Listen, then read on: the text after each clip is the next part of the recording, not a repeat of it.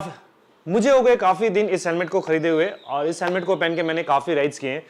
तो मैंने सोचा कि अब it's time to share my feedback with you guys.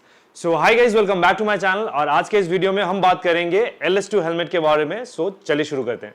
So feedback शुरू करने से पहले जल्दी से मैं इसके कुछ फीचर्स के बारे में बताता हूँ। सो this is LS2 MX437 fast evo helmet. LS2 के पास इस MX हेलमेट में वाइड रेंज ऑफ हेलमेट है, but I felt I should go with this. This you can consider it as a entry level helmet. ये मुझे पड़ा है around 7,700 और ये जो साइज है ये है साइज मीडियम। बाकी जो हेलमेट है वो ISI अप्रूव्ड है, तो आप यहाँ पे ISI का मार्क देख सकते हो।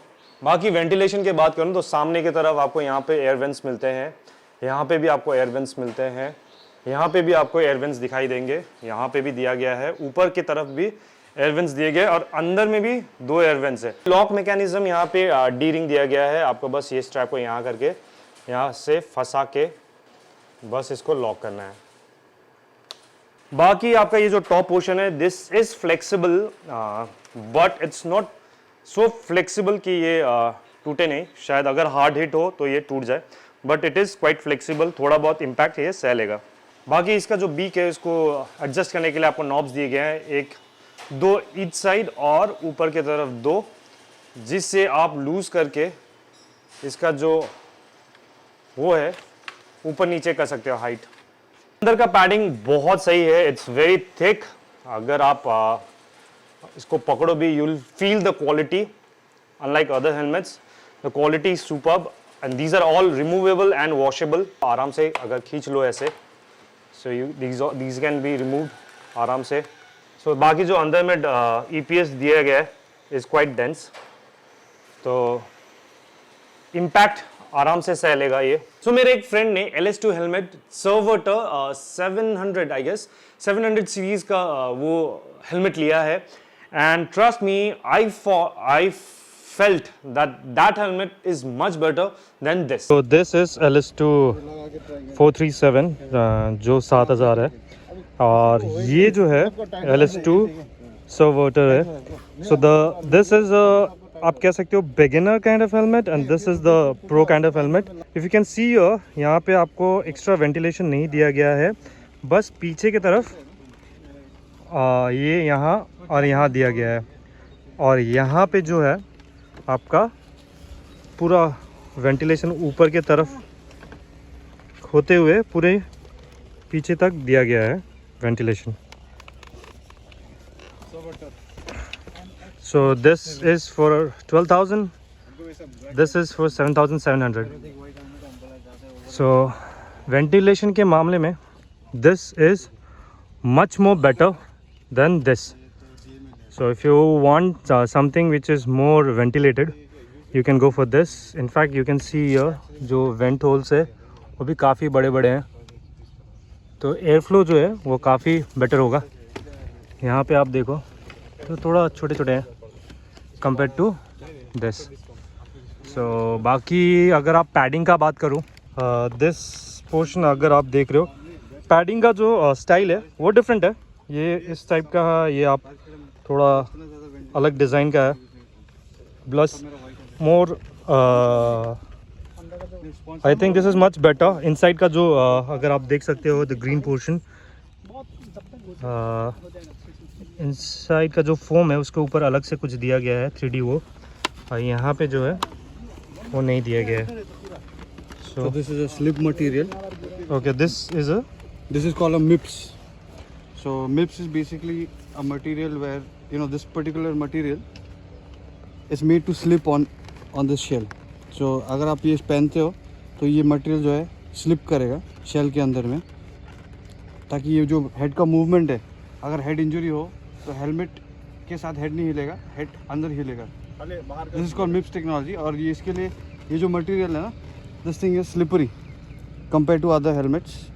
आप टच करके देख सकते हो, it's much slippery than any other helmet. So yes, this is slippery. So it's made to slip, just like Alpine Star boots. You have a separate shoe so that you can slip inside to control the movement whenever there is an impact.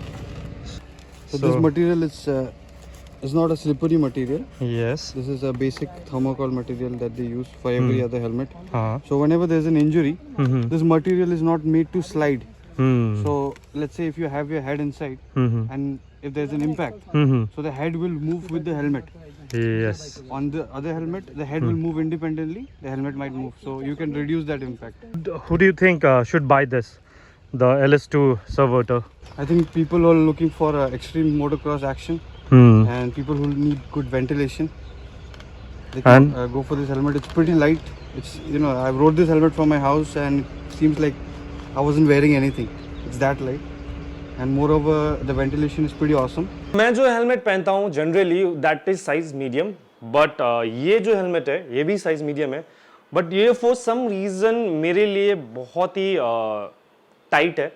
Like if I wear it on the track, this helmet is so perfect. हमें इतना सही पकड़ के रखता है मेरे sir को. It doesn't move around. अगर मैं गिर भी जाऊँ तो आई am pretty sure that this helmet won't twist around my head. But अगर आप इसको पहन के मैं जब इसको पहन के अराउंड 150 किलोमीटर चलाया था, राइड किया था, ट्रस्ट मी मुझे 4 बार ब्रेक लेना पड़ा इन बिटवीन, बिकॉज ये हेलमेट इतने जोर से मेरे सर को पकड़ रहा था कि literally I had started having headache. So इतना टाइट है ये helmet. Also I think because हम बंडाना लगाते हैं वाइल राइडिंग, हम कुछ ना कुछ अपने सर पे पहनते हैं, so that also makes our circumference सर का बड़ा. सो इसलिए हेलमेट और भी टाइट हो जाता है. So depends upon way you are riding. अगर आप इसको सिर्फ ट्रैक में यूज करते हो तो आई वुड से जो आपका रेगुलर साइज है उसी के साथ जाइए, because the helmet needs to be completely tight fixed. ऐसा हिल डुलना नहीं चाहिए आपके सर पे. But if you are planning to buy this as a cross country helmet, जहाँ पे आप एक जगह से दूसरे जगह जा रहे हो, 200-300 किलोमीटर 800 किलोमीटर चला रहे हो दिन एवरी डे, तो वैसे में मैं बोलता हूँ, मैं बोलूँगा कि अगर आप ये हेलमेट भी लेते हो तो एक साइज ऊपर लीजिएगा, मीडियम आपका जो रेगुलर साइज है. Also what I have noticed is, अगर आप 80-90 के स्पीड पे जाते हो, for some reason I know मुझे ऐसा साइको भी फील हो सकता है कि मुझे ऐसा लग रहा है, but for some reason I started having pain on my neck.